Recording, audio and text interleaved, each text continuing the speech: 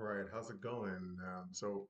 In today's lecture, we're going to be briefly talking about Unit 9 in AP Calculus BC topics, specifically parametric functions. In this brief video, we're just going to describe what is a parametric function and how do we eliminate the parameter in a parametric function to graph it in terms of familiar coordinates x and y.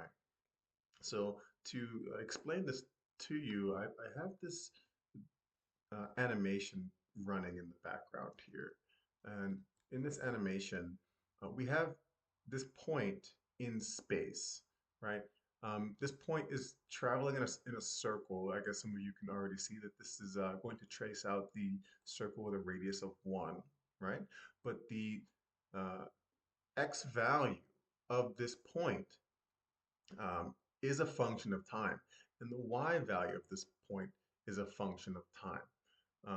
If you wanted to pause the video and take a look at the functions that are given here, we can see that I have defined x of x and y of x, but that's neither here nor there. What's more important is that if we notice that the vertical line has an x value that is a function of time given by the cosine of our variable t here, which is processing through, I'll restart that at 0 and press play.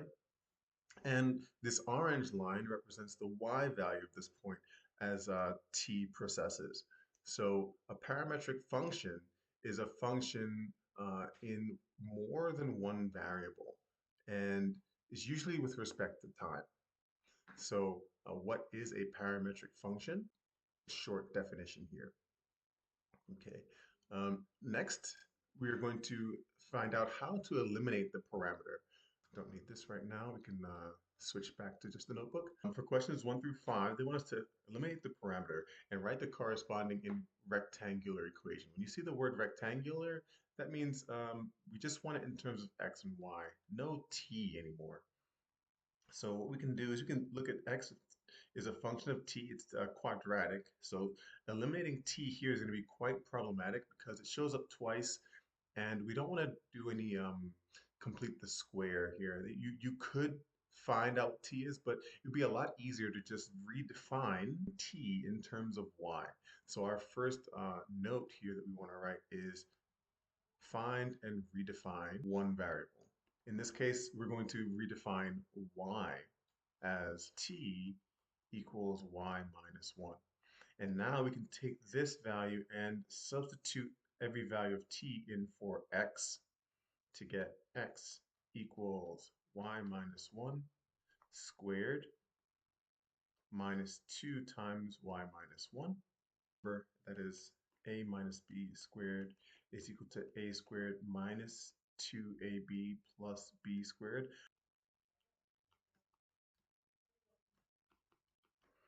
And I'm going to distribute this -2. And we get x equals y squared minus 2y plus 1 minus 2y plus 2. Combining like terms gives us x equals y squared minus 4y plus 3, which does correspond to our correct answer here. Please recall that dy dx is going to be the fraction dy dt over dx dt. If you recall from implicit differentiation that dx dt times dy dx gives us dy dt, right? If we divide both sides by dx dt, we get this rule here. So we're going to be using that for our parametric derivative here. So I strongly advise that you first find dy dt and dx dt.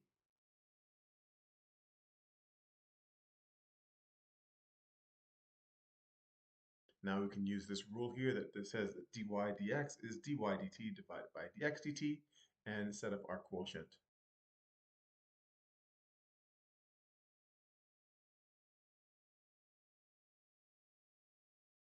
In the third question, a curve is described by the parametric x equals t squared plus 3 and y equals t cubed plus t squared plus 1. And it wants to find an equation of the line tangent to this curve at the point determined by t equals 1. So remember, the tangent line equation in one variable, this would be f of a. But because we're dealing in parametric equations, f of a is the y value at a. So let's rewrite this as x of t plus y of t. Like previous question, we're going to find dy dt and dx dt.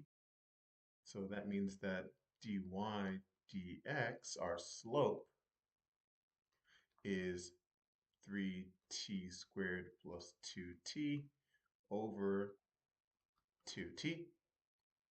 And because they gave us the point determined by t equals 1, this would be a good place to plug in that value.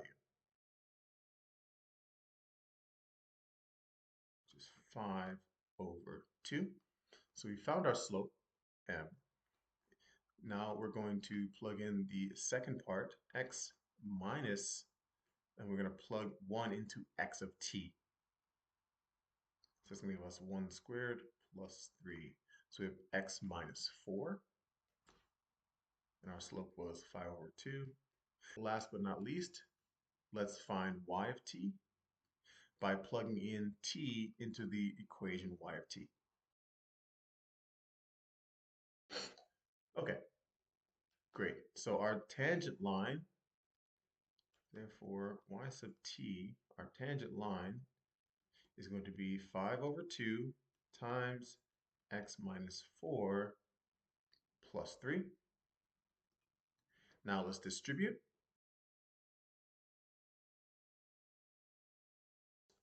5 over 2 x 10 plus negative 10 plus 3 is negative 7.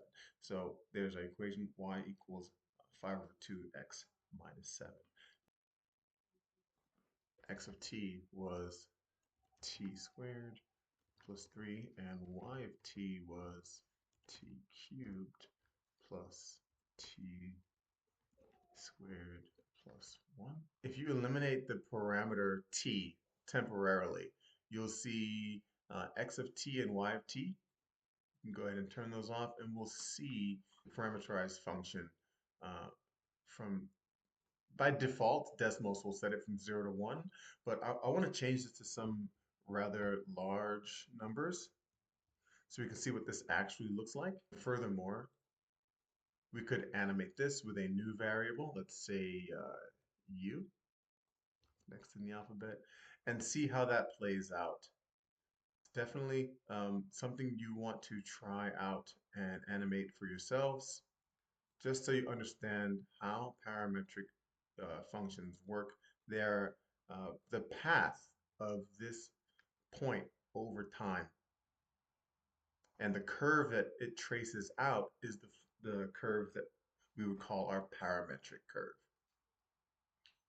Okay, so all that aside, we want to check our answer, right? That's why we're here. So we're going to type in our answer, y equals 5 over 2x minus 7.